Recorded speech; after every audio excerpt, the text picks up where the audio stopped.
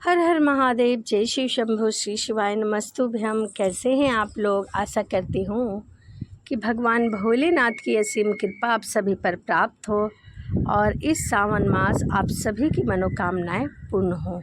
तो चलिए मन में भगवान भोलेनाथ का ध्यान करते हुए कथा को सुनते हैं। सनंत कुमार बोले, हे देवेश, मैंने नागों का यह आश्चर्यजनक पंचमी व्रत सुन लिया है। अब आप षष्ठी तिथि में कौन सा व्रत करना चाहिए, उसकी विधि बताइए। ईश्वर बोले, हे विपेंद्र, श्रावण मास के शुक्ल पक्ष की षष्ठी तिथि को महामृत्यु का नाश करने वाला शुपौध नामक शुभ व्रत को करना चाहिए।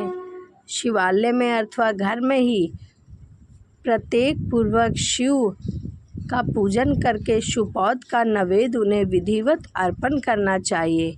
इस प्रकार वे लोग एक प्राचीन कहानी सुनाते हैं। आओ वही कहानी मैं तुम्हें सुनाता हूँ। प्राचीन समय में रोहित नाम का एक राजा था। वह काफ़ी समय बीतने के बाद भी उसे पुत्र रत्न की प्राप्ति नहीं हुई थी। अब पुत्र की अभिलाषा से वह राजा अत्यंत कठोर तप किया। ब्रह्मा जी ने राजा को कहा, तुम्हारे पारबंध के पुत्र नहीं है। तब भी पुत्र की लालसा में वह राजा अपनी तपस्या में अड़ा रहा।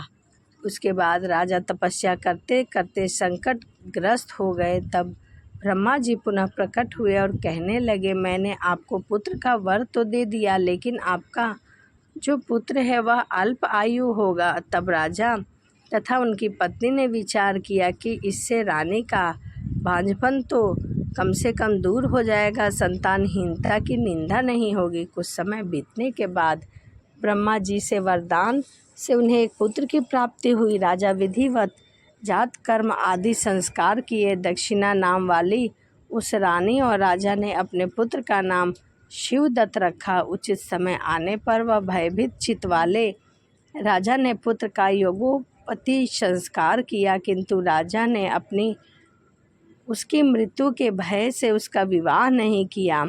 सनंत कुमार बोले, हे देव आदि देव, हे जगन्नाथ, इसके दोष निवारण का उपाय क्या है, कृपया आप बताइए। ईश्वर बोले, यदि कोई स्नातक अथवा ब्रह्मचारी मर जाए तो अर्क विधि से उसका विवाह कर देना चाहिए। इसके बाद उन दोनों ब्रह्मचारी तथा आग को परस्पर युक्त कर देना चाहिए। अब अर्क विवाह की विधि सुनो। मृतक का गोत्र नाम आदि लेकर देवकाल का उच्चारण करना चाहिए। मैं मृत ब्रह्मचारी के दोष निवारण हेतु वैसर्गी व्रत करता हूँ। सर्वप्रथम सुवर्ण के अभ्युदय करने अग्नि स्थापित करे और होम करके चारों आहुतियाँ दे। ओम भूर, ओम स्वाहा, ओम महा से हवन करना चाहिए। इसके बाद व्रत अनुष्ठान के उत्तम फल के नियमित पूजा करना चाहिए। उसके बाद स्वर्ण के कृत्य आर्क शाखा का मृतक की देह को तेल तथा हल्दी से लिप्त करके पीले सूत्र से विष्टिक करे और पीले रंग के 2 वस्त्र से उन्हें ढक दे। इसके बाद अग्नि स्थापन करे और विवाह विधि से प्रयुक्त योजन नामक अग्नि के आधार होम करे और अग्नि के लिए भी होम करे। आहुति प्रदान करे, धृत से आहुति प्रदान करे। मृतक अथवा म्रियमाण के निश्चित 6 वर्ष तक इस व्रत का अनुष्ठान करना चाहिए। इस प्रकार 30 ब्रह्मचारी को नवीन कौपीन वस्त्र प्रदान करना चाहिए। ईश्वर बोले, ब्राह्मणों से यह सुनकर राजा के मन में विचार किया और वह अर्क विवाह तो मुझे गौण प्रतीक होता है, मुख्य नहीं, क्योंकि कोई भी व्यक्ति मरे हुए को अपनी कन्या नहीं देगा। मैं राजा हूँ, अतः मैं उस व्यक्ति को अनेक रत्न तथा धन दूंगा जो कोई भी इसकी वधू के रूप में अपनी कन्या प्रदान करेगा। उस नगर में एक ब्राह्मण रहता था। उस समय वह किसी दूसरे नगर में गया था। उसकी एक सुंदर सी पुत्री थी जिसकी माता की मृत्यु पहले ही हो चुकी थी। ब्राह्मण की दूसरी भी पत्नी थी जो ब्राह्मण की पुत्री के प्रति बुरे व्यवहार रखती थी तथा दुष्ट मन वाली थी। कन्या 10 वर्ष की तथा दीन थी और अपनी सौतेली माँ के अधीन थी। अतः सौतेली माँ ने द्वेष में आके कारण लालच में आकर लाख मुद्रा लेकर उस कन्या को मृतक राजकुमार के लिए दे दिया। कन्या को लेकर राजा लोग नदी के तट पर शमशान भूमि पर राजकुमार के पास लेकर गए और शव के साथ उसका विवाह करा दिया। विधान पूर्वक शव के साथ कन्या का योग करके जब वह जलाने की तैयारी करने लगे तब उस कन्या ने पूछा, हे सज्जनों, आप लोग यह क्या कर रहे हैं? तभी दुखी मन से लोग कहने लगे कि यह तुम्हारा पति है, इसे जलाया जा रहा है क्योंकि इसकी मृत्यु हो गई। उस कन्या ने कहा, आप लोग मेरे पति को क्यों जला रहे हैं? मैं जलाने नहीं दूंगी। आप लोग सभी यहाँ से चले जाइए, मैं अकेली यहाँ इन्हीं के पास बैठूंगी। उसका हठ देखकर दया के कारण दीन चित्त वाले भाग्यवादी वृद्धजन कहने लगे, अहो होनहार भी क्या होता है, इसे कोई भी नहीं जान सकता। दीन की रक्षा करने वाले तथा कृपालु भगवान न जाने क्या करेंगे। सौत की पुत्री का भाव करके सौतेली माँ ने तो इस कन्या को बेच दिया। बाल स्वभाव के कारण यह सब क्या है, इसे कोई न जान सका।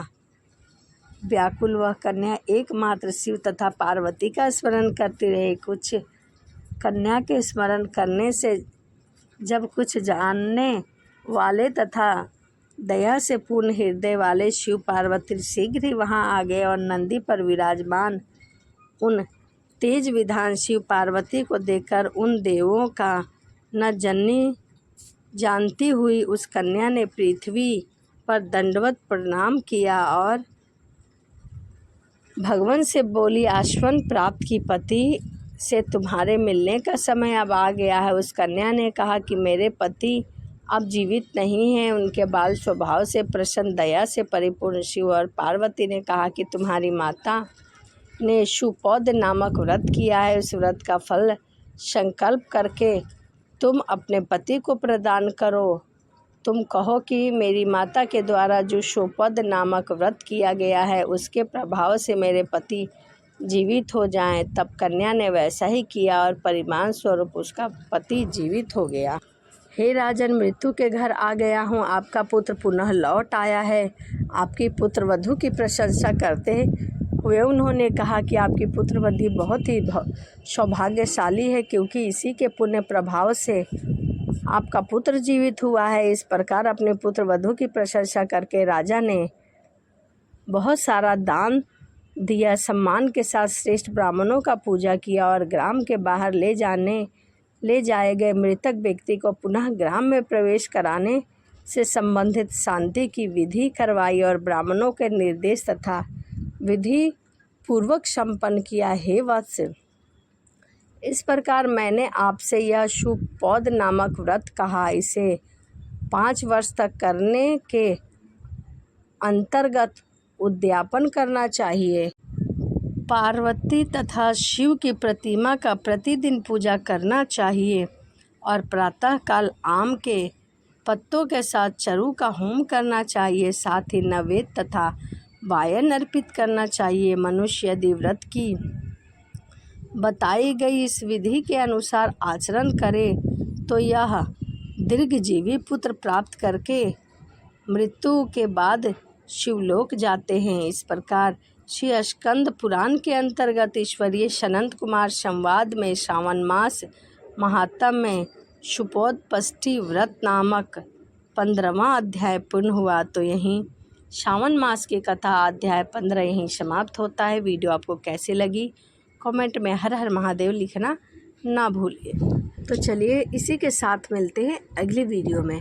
सभी को हर हर महादेव, जय शिव शंभु, श्री शिवाय नमस्तुभ्यम।